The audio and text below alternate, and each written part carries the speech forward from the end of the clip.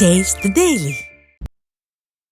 IAS அதிகாரிகளின் முகமூடிகளை பயன்படுத்தி திமுக அரசு மக்களை ஏமாற்ற பார்ப்பதாக முன்னாள் அமைச்சர் RB உதயகுமார் குற்றம் சாட்டியுள்ளார்.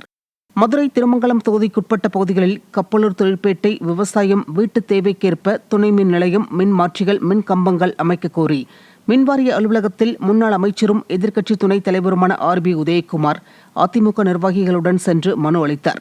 அதன் பின்னர் செய்தியாளர்களை சந்தித்த அவர், ஸ்டாலின் அரசு விளம்பரத்தை மையமாக கொண்டு புது புது முகாம்களை நடத்தி மக்களை ஏமாற்றுவதாக குற்றம் சாட்டினார்.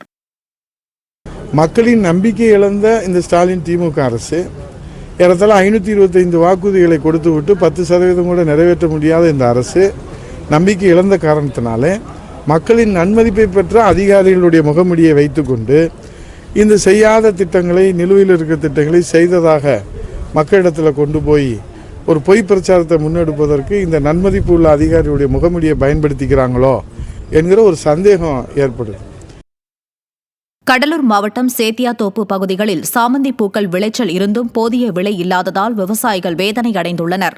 சேத்தியாத்தோப்பு மற்றும் அதன் சுற்றுப்பகுதிகளில் நூற்றுக்கணக்கான ஏக்கரில் குறுகிய கால பயிரான சாமந்தி பூக்கள் பயிரிடப்பட்டுள்ளது.